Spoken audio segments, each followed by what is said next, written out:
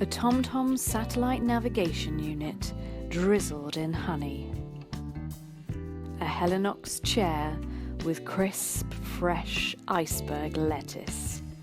High-end LED fog lights dipped in creamy milk chocolate. Climb jackets sprinkled with free-range goat's cheese. And Schuberth helmets with a naturally sourced cherry on top. This isn't just any adventure bike shop. This is the adventure bike shop. The Adventure Bike Shop. Rubbish adverts. Great at adventure. A TomTom.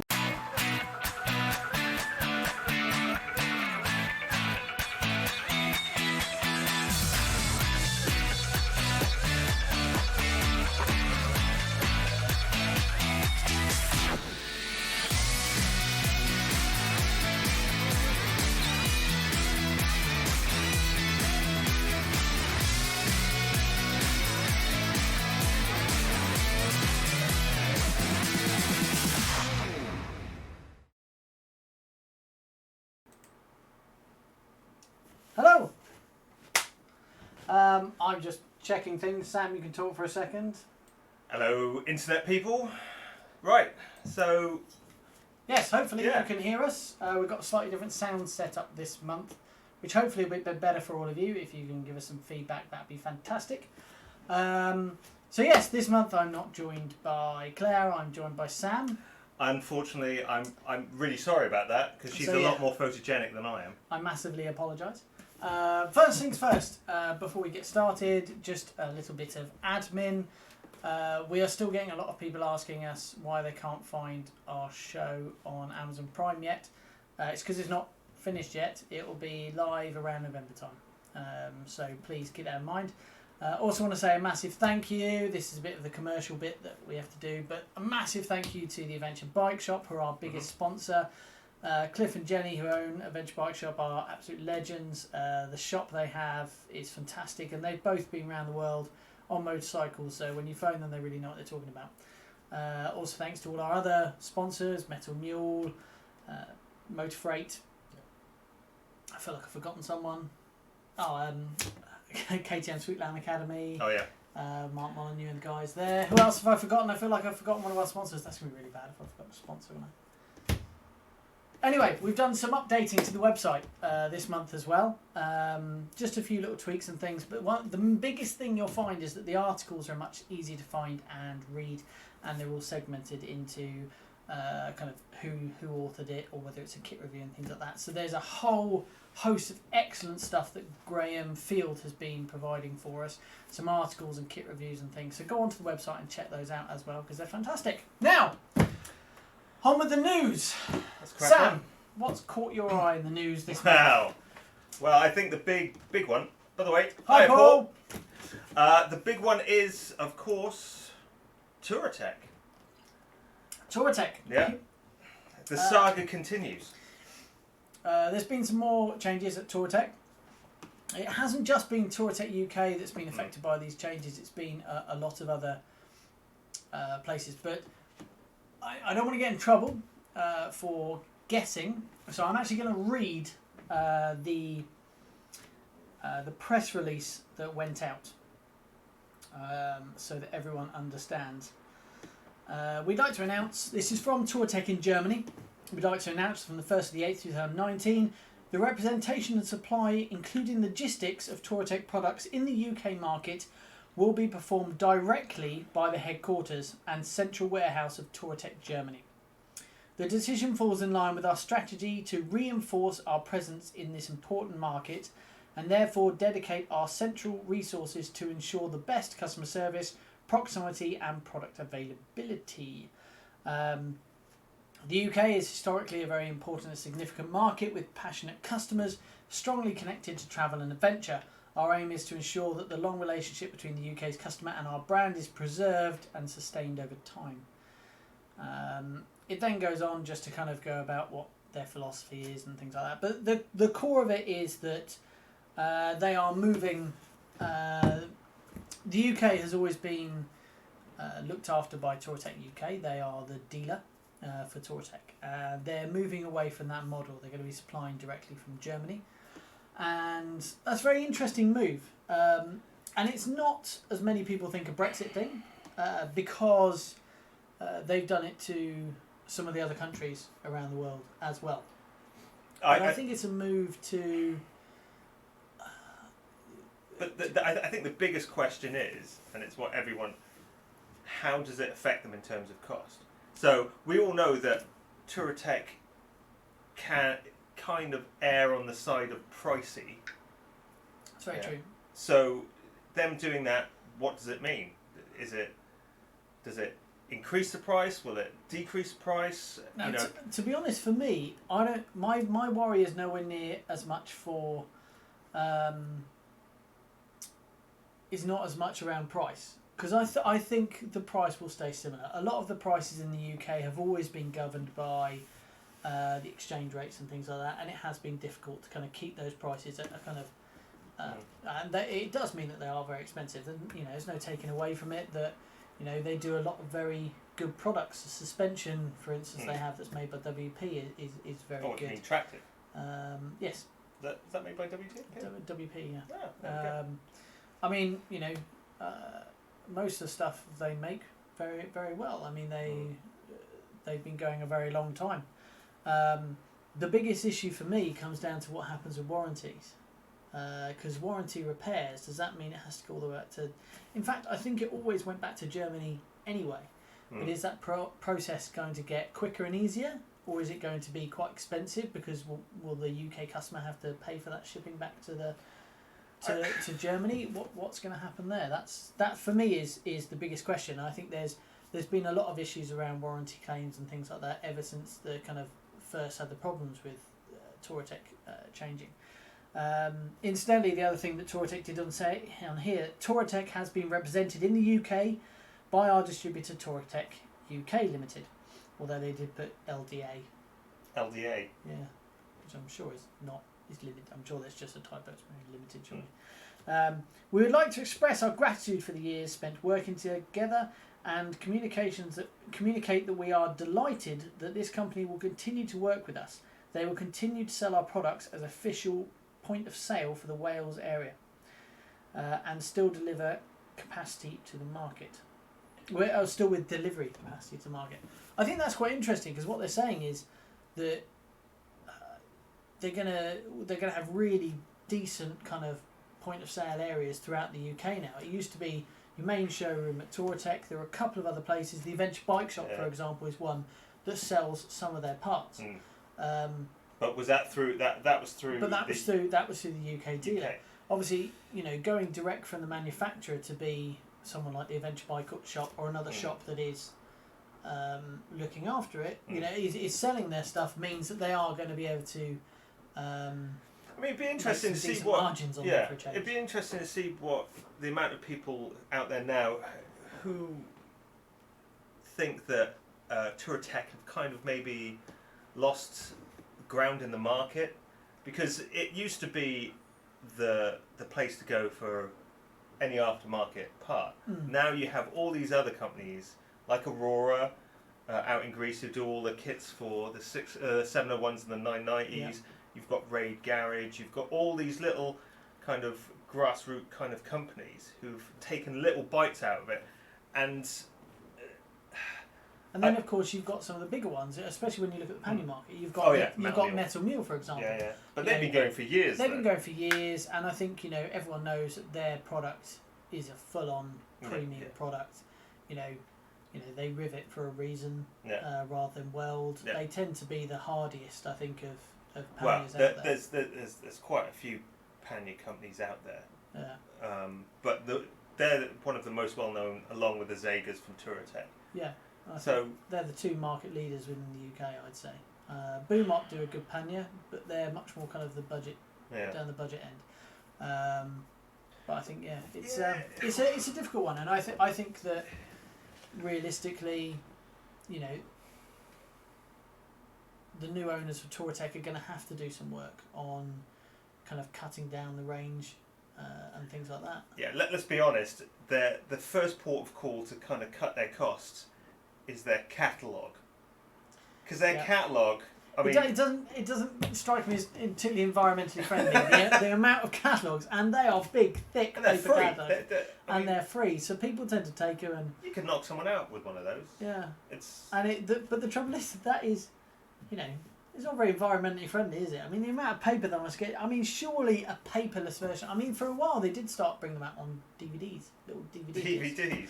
Yeah, so it's like when you used to put your CD in, and you used to have like that encyclopedia, Microsoft encyclopedia thing when you were a kid, and like on Can Windows you imagine? 95. You go, all right, love, come sit down. Get your cup of tea and biscuit ready. We're going to watch something on the DVD. Oh, what's that going to be? Oh, it's the Touratech catalogue. Sit there and I think, to be fair, I don't think it was a DVD you watched. I think it was like a catalogue that you put on the computer, but it's too big for it to fit on a CD. So.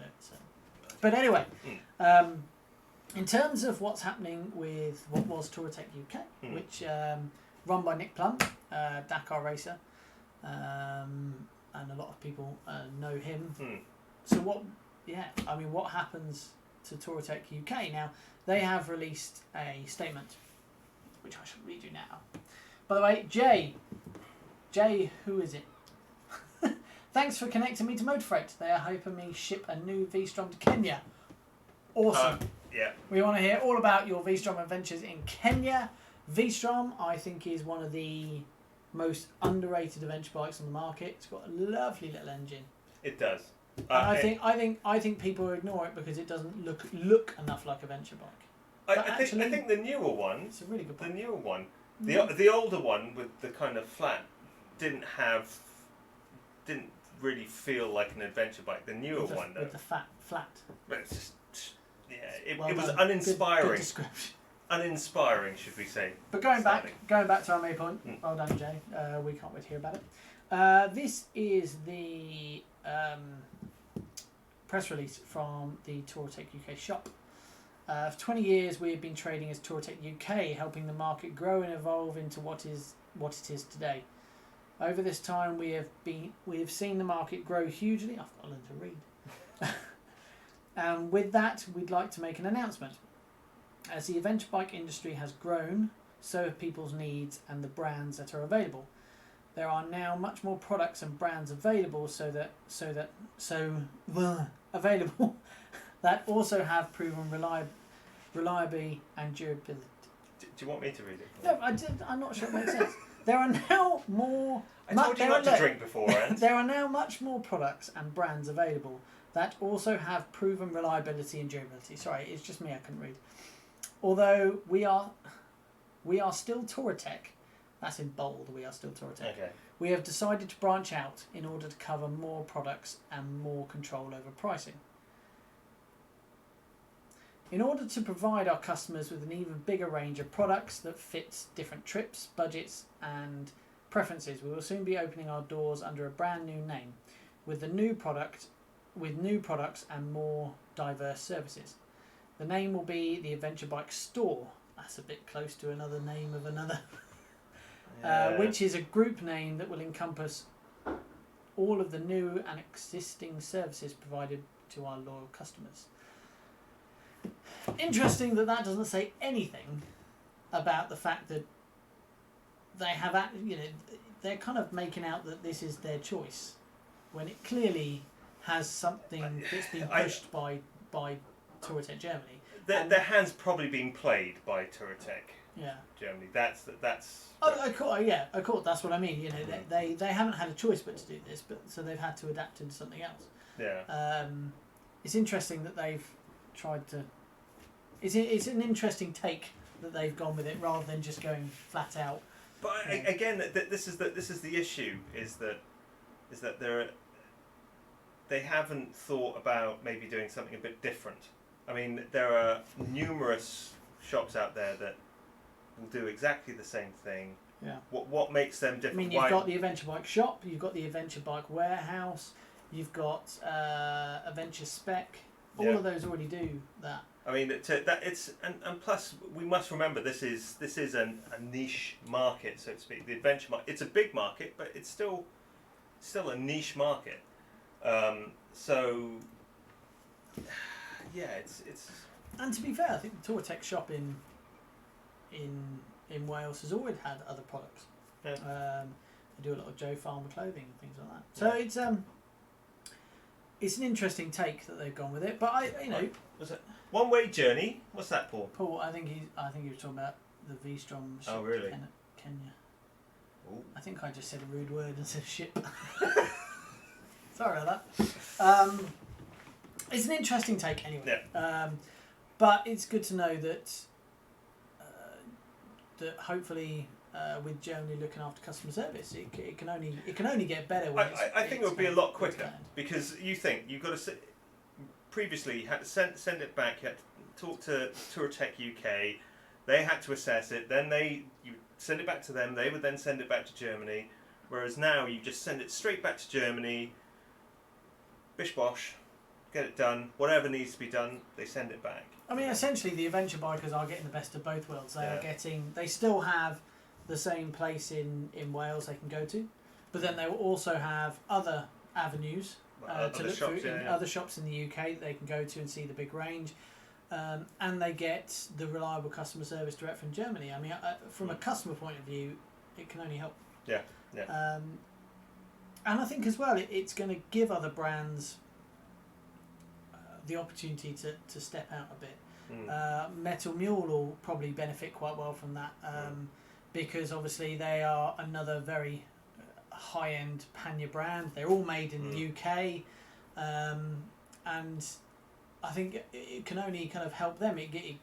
I mean, you might even find that what was Touratech and is now the Adventure Bike store stocks things like Metal Mule. You never know. Yeah. But it's an interesting thing to see how it develops. Yep. But that's that. Any questions or any opinions on it? We'd love to hear them. Let's have a look at what we were going to talk about next. So, other news. There is some pretty serious news about safety on the road. So, we want to talk a bit about safety when riding. Sam. And well, I think to kind of put a point on it, I think not the gear you wear. We all know the old saying, all the gear all the time. I think, but it's where you go, when you go, what time of year, and this has been prompted. But this has been prompted by the two tourists who got murdered in British Columbia. I think I've got the names here, so I don't get it wrong. Where is it? Yeah, so China Dees and Lucas Fowler, both mid-20s. From one's from Australia. I think both Australian. It looks like shot dead in British Columbia last week. Now, I mean, it's first things first. It's incredibly sad when you hear about any travellers having any sort of problems, whether it's any kind of coming off their bikes or anything like that, where they're injured or worst case scenario dying. And it's horrible because the adventure market is a bit of a community, and when we hear someone that's been out riding bikes and gets murdered, it's a horrible thing. And of course, the whole adventure market will be, wishing the families all the best, and it's a very sad situation. Yeah. I think it's even to a certain extent it's kind of hit home more so with this than lots of places that adventurers have been murdered, like South America. There were lots of Brazil. There were a couple of motorcyclists who went into the favelas, and they were on white motorcycles. Of course, they thought they were police, and they got shot. You hear a lot of these stories and a lot of the times they're in war-torn countries or poverty-stricken countries, but this more so is because it's in British Columbia. It's a very well-known area. I think near there's a place called Laird Hot Springs, and the funny thing is we were there. We've been there 2 or 3 times on our journey, and it's the last place you would expect anything like this to happen. So what do you do when you're traveling? How do you kind of recognize the signs? I think that's the main thing. And firstly, and before anything else, is always listen to your gut feelings. If you don't feel right, just turn around, go back. You know, there's no point pushing on. Hey, 90% of the time you may be wrong, but it only takes once, you know, to kind of get yourself into trouble. So what, before you go on a trip like that, and you know there are some certain places where you are going to be very much in the wilderness. Take for instance, what's that place in Canada? The Labrador Pass or something. Oh, the Trans-Labrador. Trans-Labrador. That's it. I mean, you're away from anyone for days and days. And what can people do? I mean, for instance, on the market there are things like spot trackers. You know, that's an interesting one. Yeah. I mean, for instance, the Trans-Labrador is a good one because for probably it was changing when we did it because they were kind of doing the roads, but for most of the Trans-Lab there is no phone signal, so it doesn't even if you have a mobile, you still can't get a signal out. But a spot tracker uses satellite. Spot tracker, you'll be able to do it, and a sat phone. They're the two things. And a sat phone, I'll be honest with you, is very expensive. A spot tracker, I would say it would be one of the most important items you took with you. A spot tracker. You know, it helps not just you, but the people who are at home who want to know you're all right. They can follow you online. They can see the path you're taking. It's quite comforting for them. I know my family always, every day, they'd be on the computer, they'll be looking. They did freak out a few times because we go, why the hell are they going round and round in a circle? That's because half the time we were getting lost. But yeah, you know, that you do a bit of research, you know, on these places. It's surprising how many people don't research before they go. And the thing is, you know, we don't want to scare anyone who's thinking of going off on an amazing adventure. I mean, you're talking, these are tiny amount of people that this kind of thing happens to. But it is a reality of any sort of travel, that you can, if you are unprepared and you go somewhere that's dangerous, you can, you know, and you haven't done your research, as you say, and you haven't taken the proper precautions, then you're going to But there is a point where you can actually scare yourself too much. You know, we're kind of going into Libya. When we went into Libya, people were like, I mean, we had family on the phone shouting down we were going to die because on the news they were saying, you know, at the time I think the American ambassador had been killed and it was all kicking off. Unfortunately, we were on the border and there was nothing we could do. But yeah, it's you can go into it and you can try and prepare for every eventuality. You just can't. You can't. I think one of the things that we will be covering in the new Amazon series is we're doing a feature on how to prepare yourself for a trip. People spend too much time preparing their bikes and putting too much Touratech stuff on. I'll go through that. And especially Jay with your metal arm, you know. We'll go through that. There's two guys just having a huge conversation on there. We'll go through that in a minute. And it's talk about you preparing yourself for the trip in terms of knowing really good first aid, knowing what to do if you are kind of someone puts a gun in your face and things like that. How to kind of cope with that kind of thing. And I don't think it's covered enough. People go, you know. Well, I mean, you know, people have this idea in their head about, you know, well, they get a gun shot in their head and then they'll do some sort of Liam Neeson come through. Yeah. And then, but isn't that what you do? You know, that's what I learned. Well, personally, I roll into a ball and die when people point guns in my face. Well, funny enough, me and Claire have had enough issues. Enough. We've had enough. Enough issues with people with weapons and stuff like that to kind of recognise in the moment you deal with it, but it's not that point. It's afterwards how you react, how you deal, how you compartmentalise the whole thing. If it's a serious incident, then yeah. Yeah. I mean, I know, for instance, you know, there are other people. Hiya, Graham. Hey, Graham. You love the background. Why does Graham love the background? Oh, could it be because his books up there? Hi, Graham. We just mentioned you on the show, actually, and we told everyone to go to the website and read all of your articles. I don't know how early you joined us. Sorry, but going back to point, will you stop looking over my shoulder and reading those? Sorry. That's my job. I'm the host. This is my one moment of glory, and you're trying to steal it from me.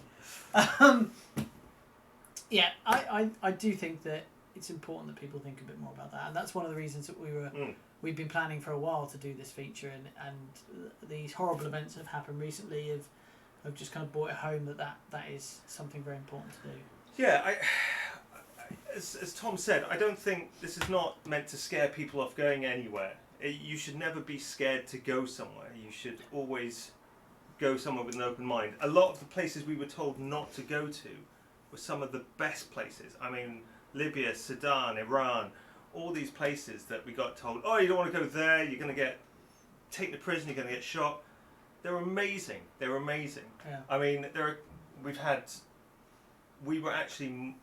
had more problems when we went to civilized countries or westernized countries. Yeah. We saw a lot more. I mean, New York, we hit New York, and then within the first 4 hours, we literally came upon a drive-by shooting. Do you know what I mean? And I think there is that thing of these third world countries are far more dangerous and things like that, and it's not that they're not. It's just that it's a kind of it's a situation you're not used to. Yeah. And in my experience, 9 times out of 10, the problems tend to arise because you tend to get someone who gets a bit fed up with how long things are taking, or stuff like that. You're at a border crossing and it takes forever, and they start getting a bit mouthy, and then out come the AK-47s. Yeah. Now, in my experience, the best thing to do is literally just take your time. Try and be as chilled as possible. Do what they ask. If they ask you wait, you just wait patiently, and that's personally for me. And smile. Always look happy. Always smile. Yeah. I think that's a I think 90% of the time that's the best way to do it is just to kind of ride that wave. You're in no hurry, really. If you're doing a long trip, if you're doing a long tour, like you 2, might 3 be years. Reece Laurie trying to break all these records. I will see nothing of these places I visited, but I will get a piece of paper with a world record on. Just a brief interlude. There's a guy who's walking in a straight line across Wales. Literally a straight line. What if he gets to a house? Well, that's the thing. He has to walk through the house and stuff, or like Seriously? cross. Yeah. But what if there's a wall? He climbs over the wall. But what if the wall is in a house? I don't know. Well, then He's not the Kool-Aid guy where he bursts through and goes, "Oh yeah." I'd love him to be. That would be amazing. It sounds interesting. I'm not sure it will be 100% straight. Maybe not. And I think there might be. by the way, Wales is fine. It's not that dangerous. Well, I'll be honest. It depends which part of Wales. Yeah, don't go to where I live in Leslie. It's dodgy as. But so yeah. Sorry. That's just. Okay, no, I'm going to update people on this because it's my job. Go do your job, Tom. Stop stealing my thunder. Okay, first of all, you want to know what Paul and Jay are speaking about. So apparently Jay was saying it's a one-way journey. Yes, it's a one-way trip for the V-Strom. The KLR I imported here in 2015 had a mix-up with a camel at 90 kilometres an hour. I'm confused where he found a camel here. I'm guessing he got it imported here and then went somewhere else on it. The camel ran off with my tool screen stuck in its side. The KLR is no more. And I second Paul is ouch. I'll be honest with you. At least if you're riding the camel, you won't get any kind of wind in the face. So. But that was embarrassing for you. I know. My right arm almost metal now, bionic man. So Jay's got a bionic arm. I've got bionic jaw. It's not from a motorcycle. I'll be honest with you. That's why you just can't stop talking. Yeah. Graham Field also said, we were saying recently you're referring to going to dangerous countries. You wouldn't ask someone who doesn't ride our bikes dangerous. So don't ask someone who hasn't been there, what is it like? That's a good point. If someone's been to that place, then you ask them what it's like. But, if you were to kind of make comment on somewhere you'd never been before, that's... Yeah, you should, no. You But should. but again, this It's all all kind of hearsay, isn't it? Fake news. fake news. But that's the issue right there. Is that there are times we were in Tahrir Square. We went to Tahrir Square in Egypt when supposedly everything was kicking off, and we went in there and there were screams. And we were like, oh my god, it's going to be hell. What are we doing here? And the reasons why there were screams and stuff, as we walked in, they were all playing football in the middle of and literally beforehand we had people going, they're burning tents as riots. And as we came out, there was a guy, a reporter. This nails it. There's a reporter, not even in there, with a flak jacket on, kind of all geared up, going, yes, and we're here in Tahrir Square, and it's awful, and blah blah. And you just think, they're playing football. What are you talking about? So yeah, by all means, listen to the news and look at what's happening, but always take it with a pinch of salt. Okay, very good. There we go. Right, we're going to go on to an advert break now, where you will see Graham Field's advert. God, I'm bigging up the sponsors today, aren't I? It's a big sponsor. You're all about day. the sponsors. All about sponsors today. Before we go on to that, very quickly, another bit of news that we forgot to mention in news. Oh, yeah. Nick Sanders. Oh yeah. Nick Sanders is taking the number one off the production line, Numero. T7 Yamaha, the new Tenere 700cc. And he's going to be he is currently following the original Dakar Rally route. Now, I don't want to say he's copying us, but that's literally what we did for Dakar Dreams, which is a TV series me and Graham did with Danny John Jules many years ago. Don't want to say he's copying us or anything, but no, it's a great idea. It's fantastic. Hopefully, it's more success than us, because we got turned back at some borders and things like that. But yeah, it's fantastic. It'll be a fantastic test for the new T7.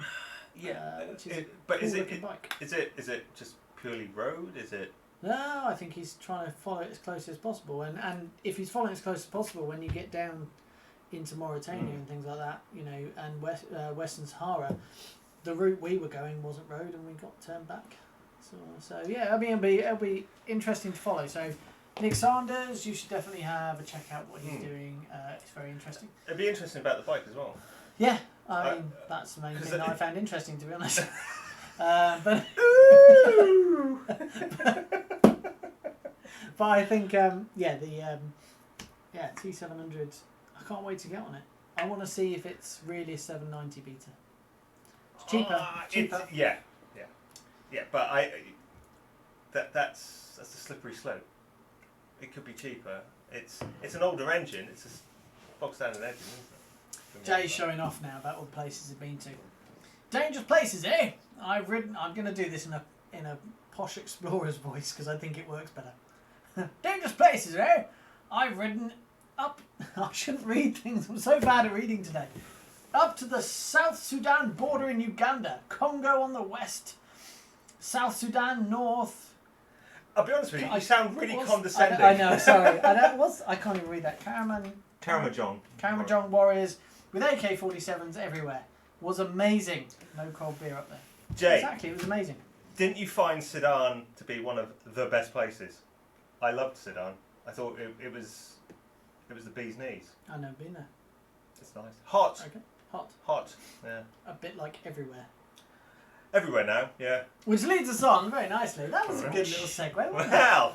When we come back after the break, we will be talking about what we're going to talk about. Hot weather riding. The weather is scorching at the moment. I apologise for my sweaty demeanour. It is incredibly hot in here. So we're going to talk about some of the best ways to keep cool while riding while staying safe. T-shirts and shorts and flip-flops are not how you ride bikes. Yes. And I will go to the advert now. A TomTom satellite navigation unit drizzled in honey. A Helinox chair with crisp, fresh iceberg lettuce. High-end LED fog lights dipped in creamy milk chocolate. Climb jackets sprinkled with free-range goat's cheese. And Schuberth helmets with a naturally sourced cherry on top. This isn't just any adventure bike shop. This is the Adventure Bike Shop. The Adventure Bike Shop. Rubbish adverts. Great at adventure.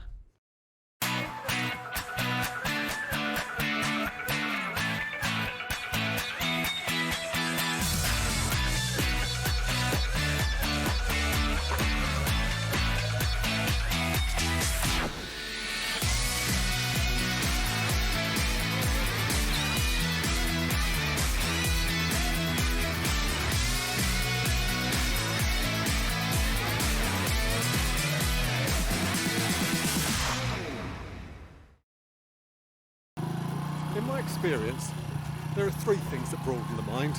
One is hallucinogenics. And the second thing, well, that's traffic.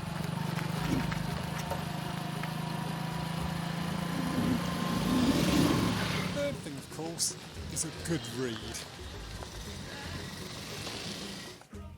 When you read or listen to Graham Field's motorcycle travel books, it's not an uphill struggle. You just go along for the trip.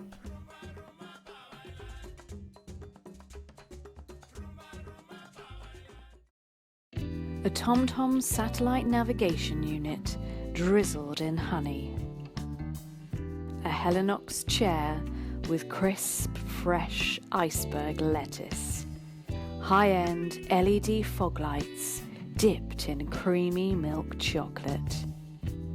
Climb jackets sprinkled with free-range goat's cheese. And Schuberth helmets with a naturally sourced cherry on top. This isn't just any adventure bike shop. This is the adventure bike shop. The Adventure Bike Shop. Rubbish adverts. Great at adventure. Now we're back! Oi oi! Did you miss us? I definitely didn't press the wrong button and play our start sequence again or anything. It's got one job. One job. Honestly. It's a slightly longer advert break than we were expecting, but there you go. While we've been away, Jay has told us that the South Sudan was just plain crazy. South Sudan. What did I say? I don't know, but it's South Sudan. The South Sudan is just plain crazy, constantly in a state of war.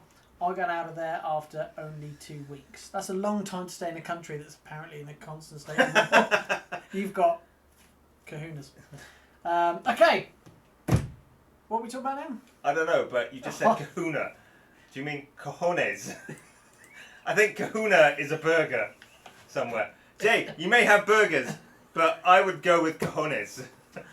Oh, it's been such a long day. I cannot tell you how long my day has been. 24 hours usually. And having spent time with him, it's just the worst. If you watch our new Amazon series, you'll see our new Tales and Trails, where we take the 125s. We showed a little kind of clip of it last time, and it's basically just an entire trip of him and Graham ganging up on me and being mean. And that's why I'm on the Super Cup, isn't it? That's why I put you on a C125 Super Cup, and it was funny. Anyway, so we're going to talk about riding in hot weather. Yeah. Now this is an interesting one because it's not something we tend to talk about an awful lot in the UK. No. But recently, I've been seeing a lot more people on their bikes, and I've seen adventure bikes, I've seen sports bikes, I've seen everything. And there's people, they've got a helmet on, no gloves, t-shirt, shorts, flip-flops, and it just drives me crazy. Having come off a bike before, I was fine, but I had all the gear on. Yeah. I broke 2 ribs actually, but apart from that, I was okay. Now, if I hadn't been wearing all my gear, and it was hot because this was in Morocco, it was hot. If I hadn't been wearing all my gear, I would have,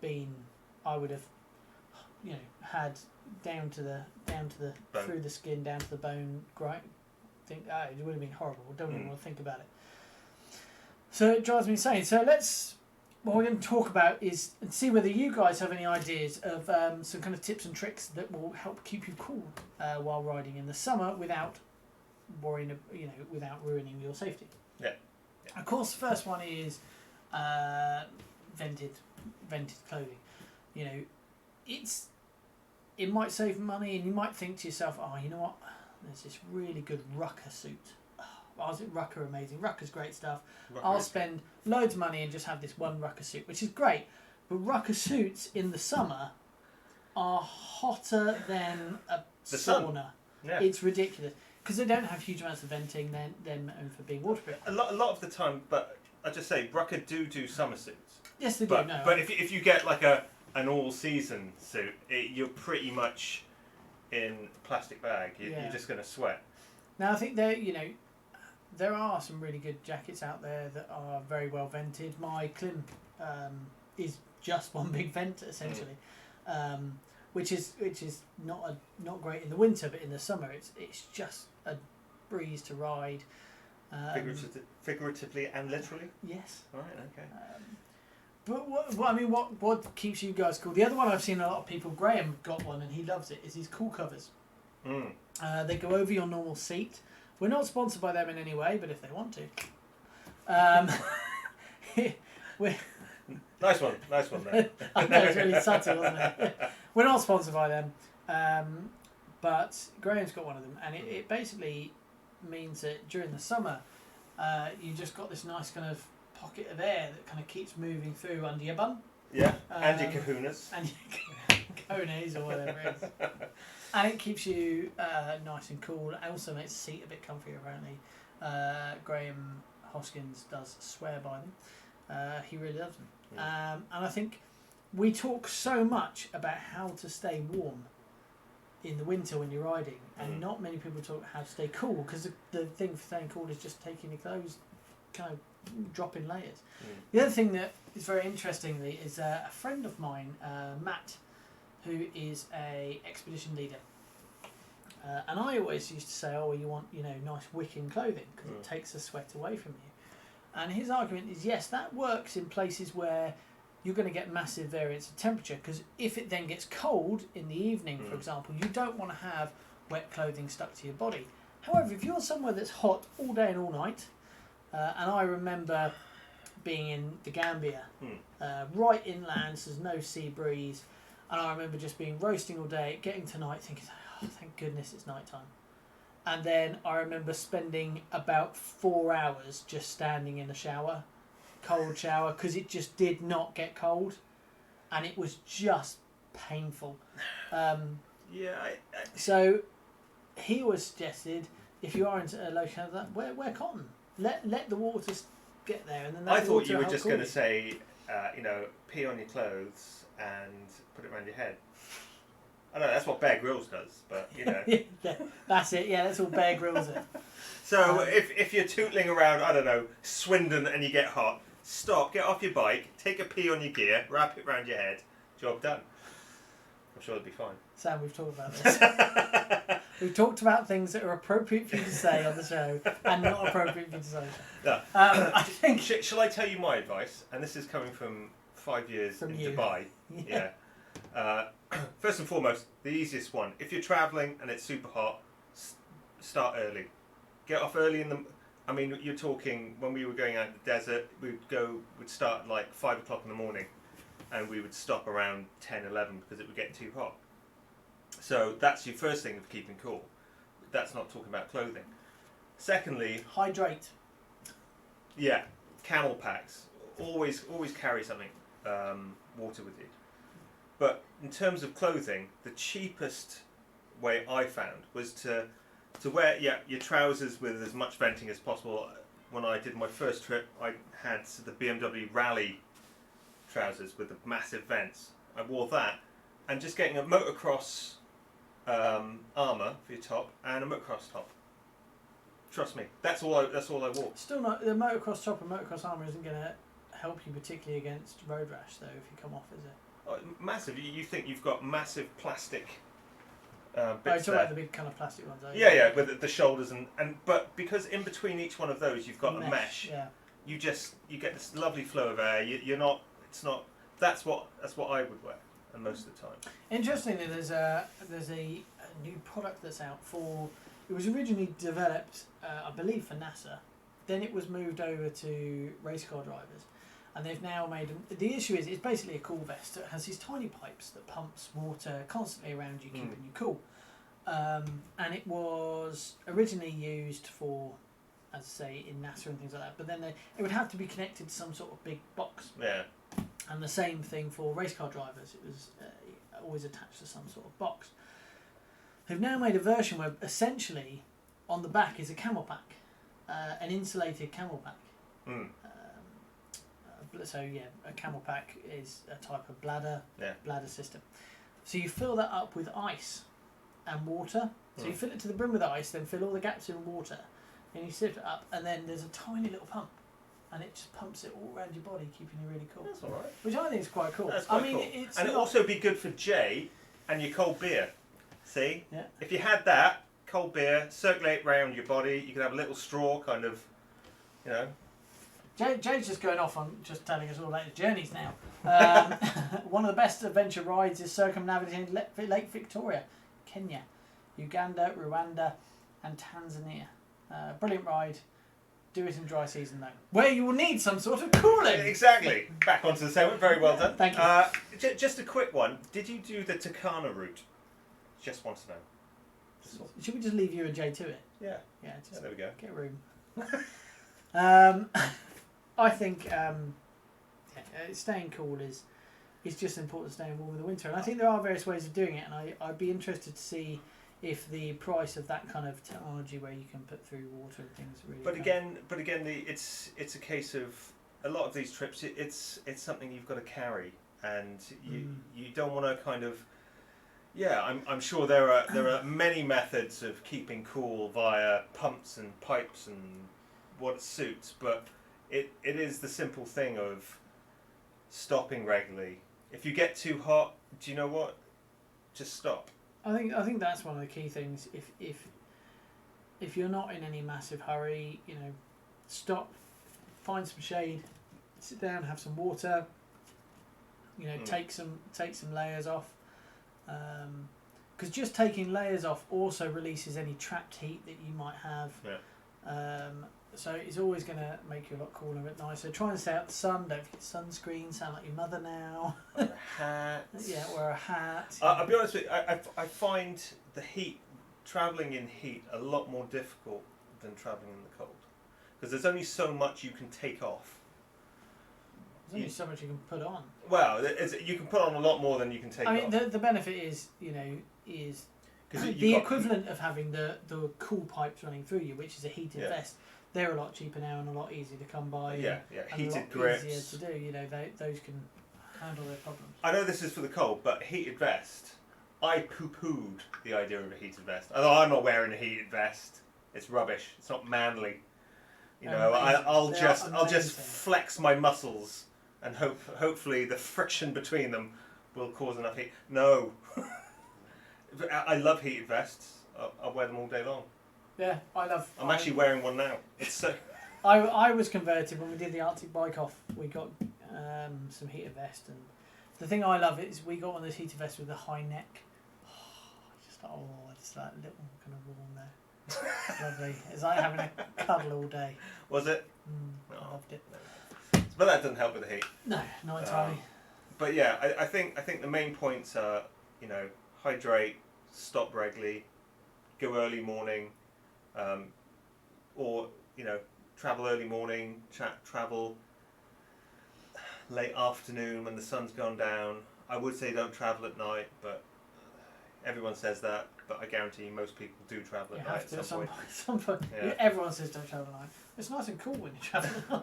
Yeah, it is, but yeah, no, we don't recommend it. Yeah, so in essence, there's lots of methods, but my personal favourite, if you're travelling in these things, get some motocross gear, because it is super lightweight, and if it. By motocross gear, he doesn't mean just buy a motocross top. It's the padding, the armour, the proper armour that he's talking about. Because people are like, because we had to, when we did it, we travelled from the UK through Africa, from UK, Europe, and down to Africa, and of course we went in December time, and people were like, oh well, it must. Did you take another suit with you? We were like, no, because we didn't have the space.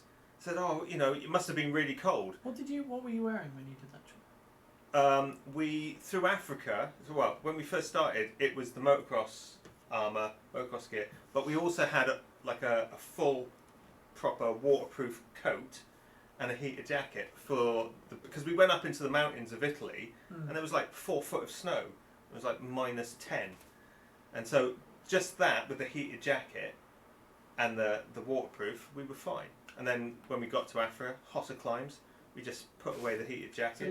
Layering system's always good. Exactly.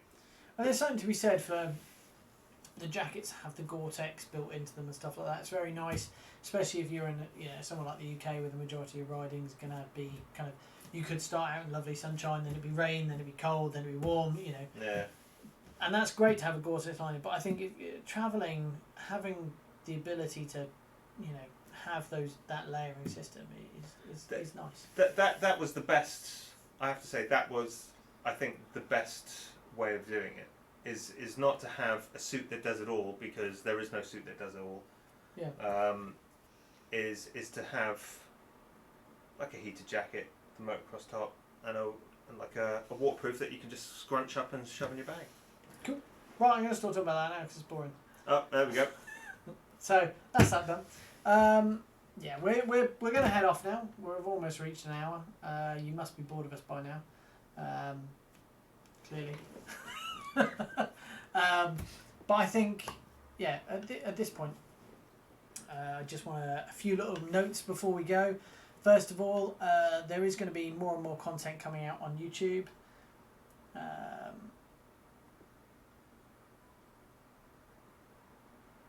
Jos says, "Hey, nice to watch you today." You mean Jose? Is that Jose? Is that Yes. Hello, Jose. It's Excuse Eve him. all over again, isn't it? Yeah. Oh no. I'm sorry, I am dyslexic, so Jose, I apologise. Nice to watch you today. It will be pretty interesting. It's not that interesting. We're trying, but it's not. I think the upcoming stuff on because we've got the bike build. Yeah, basically yeah. YouTube. This month is a big month for us in terms of filming. Last month we had the most frustrating month I think I've had in terms of filming. We kept lining up days to do a lot of outdoor shooting, and then we'd get there and it would be the day that everyone was managing to come together and have the spare time to, and then it would just pour down rain. Yeah. And it was a nightmare. So we didn't get anywhere near as much done as we wanted to this month. Next month, during this next month, there are a lot of new segments being put together. So the September, you'll start to really see all that kind of content coming through. And we should be looking at least 2 videos a week on YouTube, while still prepping for the fantastic Amazon show. Again, awesome. The Amazon show is exciting. If you have Amazon, you'll be able to watch it in November. If you don't have Amazon, you can watch it on Patreon. It's only £1 a month, and also supporting us on Patreon with £1 a month helps us massively. Because this isn't free, is it? It's not free. It takes a lot of money to make this thing. And make an Amazon series. Amazon are not paying to make this show. That'd be nice then. It'd be nice if they did. Jeff, I know you got a few quid hidden somewhere. I'm sure we would like to. By the way, I'm talking about Jeff Bezos, right. The owner of Amazon. Not just a random Jeff. I just thought you had some rich mate called Jeff. Yeah. You shouldn't have said who you're talking to, just in case there was a random Jeff who was like, oh, okay. Then I'm also talking to that random guy named Jeff. Also, if you do fancy. Okay, Jay. Last comment before we leave you to it from Jay. I ride with a club called the Beer Belly Bikers. We do an annual ride up through the north of the UK in... No, Uganda. Uganda, sorry, again. In... Kidipo? Yeah, let's go with Kidipo. Kidipo? Yeah. And down the West Nile on the Congo border. That sounds cool. Jay, if you're willing to have us, I think that might be the next... Well, the Beer Belly Bikers. Yeah. That might be... Good. Yeah, Tales from the Trails. Never know. It doesn't. That's a big old trail. Okay. Thank you so much for watching. If you have any ideas for stuff you want to talk about on future episodes, or how to spice it up and make it more interesting, or whether you just want me to get rid of Sam and bring Claire back, I would. She's far prettier. Or maybe you could get... Claire and me. Yeah. Ooh. And then what I'll do Husband and wife. I'll just start stirring. I'll talk about that expensive TV, and we'll just sit here and watch you two argue. It'll be fantastic. If you're listening, Claire, Sam bought a TV and lied to his wife about how much it I cost. didn't lie. I just didn't You tell- told her it was £10 extra. It was £800 extra. No, that's not. No, you can cut the feed now because you're really going to get me in trouble. It's £800 extra. Anyway, thank you so much for watching. We hope we haven't bored you too much, and we'll see you next week. Yeah. I've got to think of a better way of ending this, haven't I? You've got to come up with some kind of. Some sort of interesting thing. Yeah. Okay. Bye!